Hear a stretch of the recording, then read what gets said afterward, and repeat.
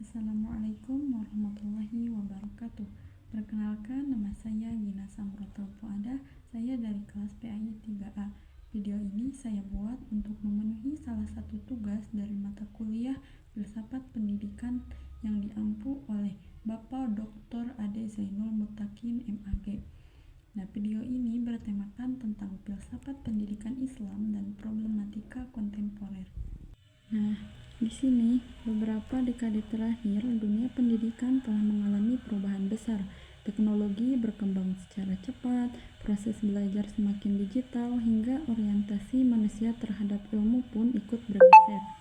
Di tengah perubahan ini muncul pertanyaan penting, apa peran filsafat pendidikan Islam dalam menjawab berbagai problem kontemporer?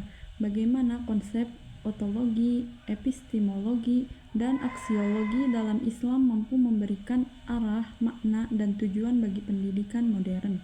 Nah, yang selanjutnya yaitu ontologi berkaitan dengan hakikat realistis, hakikat manusia, dan tujuan penciptaan.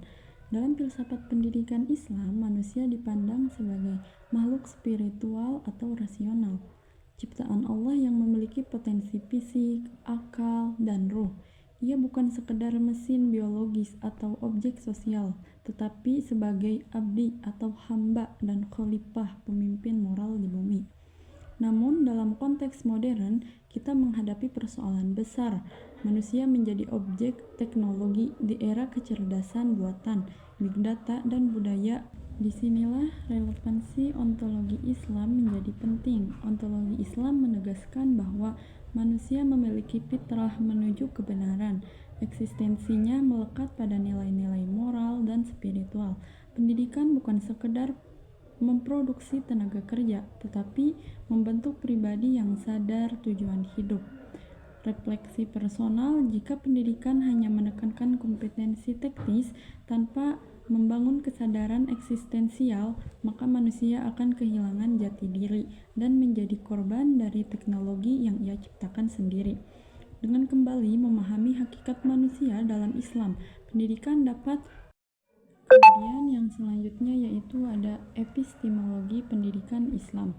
Epistemologi berbicara tentang bagaimana manusia memperoleh pengetahuan, sumber-sumber ilmu, serta kriteria kebenaran. Dalam Islam, sumber ilmu meliputi yang pertama yaitu ada wahyu, sumber utama kebenaran mutlak. Kemudian yang kedua yaitu ada akal, alat untuk memahami realitas secara sistematis.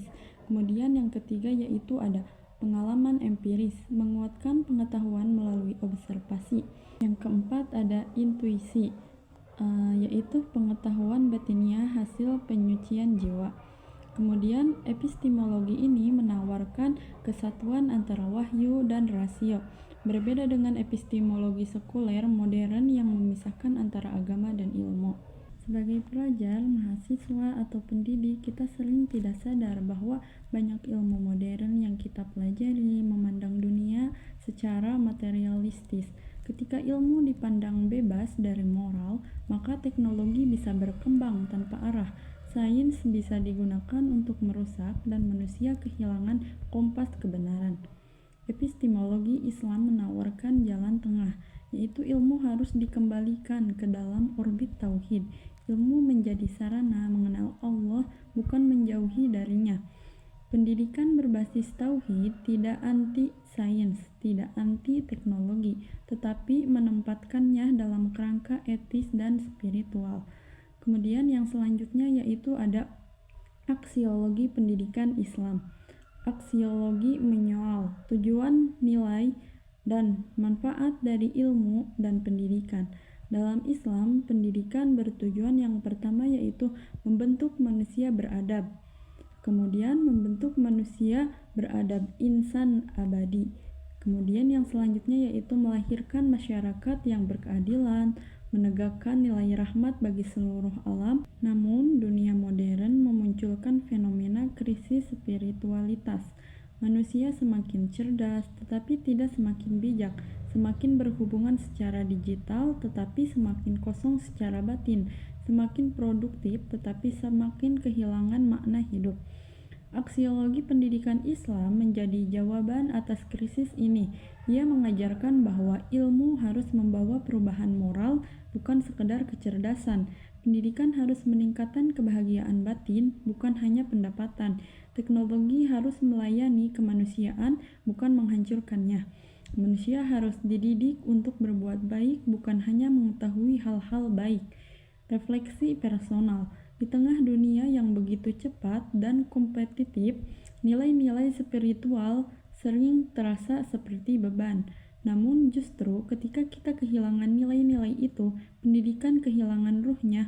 Menghidupkan kembali aksiologi Islam berarti menghidupkan kembali nilai kasih, kejujuran, tanggung jawab, akhlak, dan cinta ilmu yang sejati.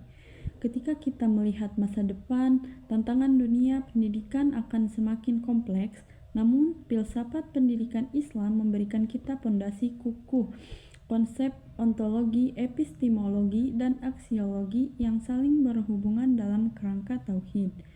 Kemudian yang selanjutnya yaitu ontologi Islam mengingatkan kita tentang hakikat manusia yang mulia. Kemudian epistemologi Islam mengarahkan kita dalam mencari ilmu yang tidak terpisah dari nilai-nilai spiritual. Aksiologi Islam memberikan tujuan yang benar agar ilmu tidak kehilangan makna. Menjadi warisan sejarah. Ia harus menjadi kekuatan hidup yang membentuk peradaban.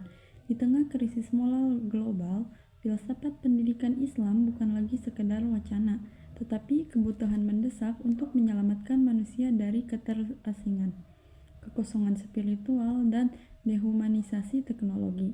Dengan memahami kembali filosofi dasar ini, kita tidak hanya menjadi manusia yang cerdas, tapi juga manusia yang penuh makna. Sekian yang dapat saya sampaikan. Mohon maaf bila banyak kesalahan dan kekurangan. Assalamualaikum warahmatullahi wabarakatuh.